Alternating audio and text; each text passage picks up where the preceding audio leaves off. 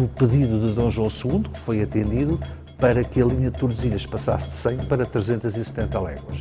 Agora, há aqui uma dificuldade óbvia. Porquê 370 léguas? Quer dizer, se fossem 300, 400 léguas, 350 são números redondos. 370 é um número estranho.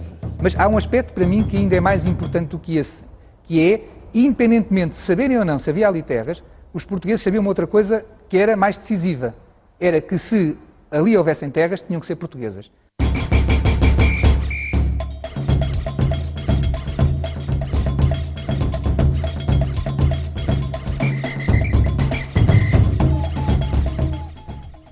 Hoje, mais de 180 milhões de brasileiros falam português graças ao Tratado de Tordesilhas e à sua linha invisível sobre o Atlântico.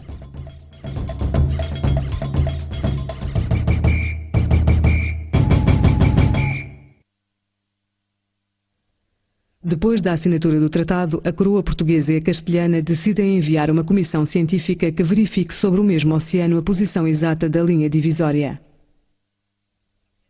A fé dos monarcas nos seus cientistas é superior às possibilidades técnicas dos seus cosmógrafos no século XV. As duas coroas estimam que, num prazo de 10 meses, tanto pilotos portugueses como castelhanos devem já ter estabelecido definitivamente o lugar da linha. Porém, até ao século XVIII, tal é impossível, sobretudo no meio do mar.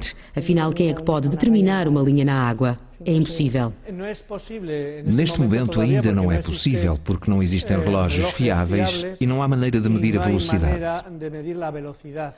Porém, mesmo medindo a velocidade, não haveria maneira de navegar pela água em linha reta, por causa da questão dos ventos e tudo mais. Ou seja, humanamente, é impossível medir a longitude da forma habitual com um metro gigantesco.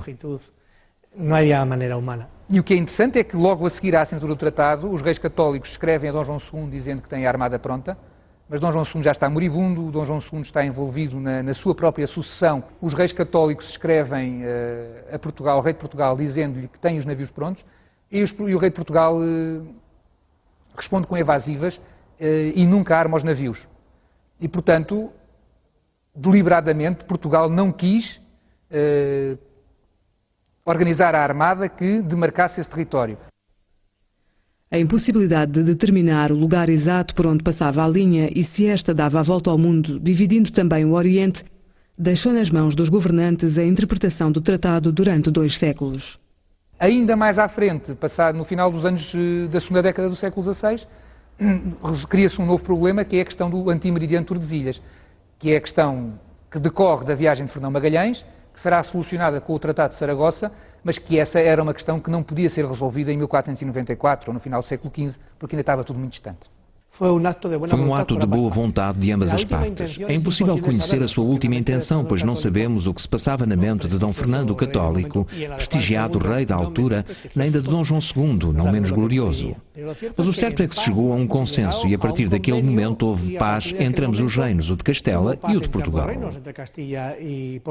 O que quer dizer que o Tratado de Tordesilhas é suficientemente rigoroso para poder resolver os problemas imediatos, suficientemente ambíguo para se adaptar a situações novas que na altura não eram previstas.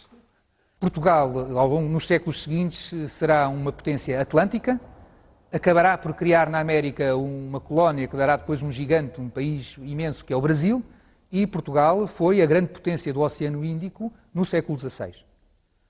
Em contrapartida, a Espanha é a primeira grande potência colonial na América e vai criar todo o mundo que nós hoje designamos como a chamada América Latina de língua castelhana, não é?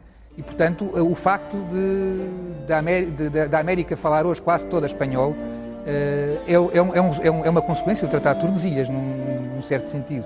Portanto, toda a arquitetura imperial de Portugal e da Espanha do século XV ao século XVIII é uma consequência de Tordesilhas. O Tratado de Tordesilhas inaugura em finais do século XV um estilo de diplomacia baseado no diálogo e não na espada. Mas em Tordesilhas estreia-se também uma forma de divisão do mundo nas costas dos seus habitantes. A milhares de quilómetros das cortes europeias, milhões de seres humanos iriam ver o seu mundo subitamente alterado à conta de uns pergaminhos assinados por uns reis que jamais chegariam a visitar aquelas terras.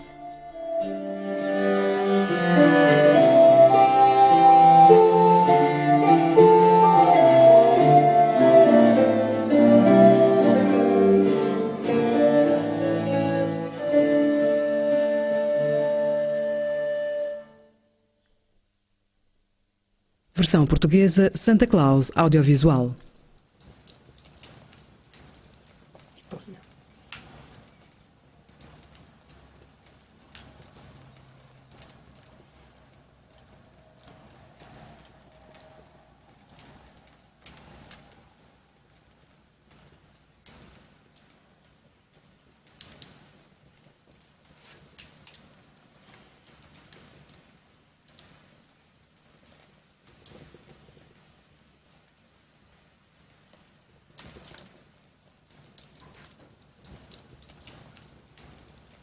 Espacio.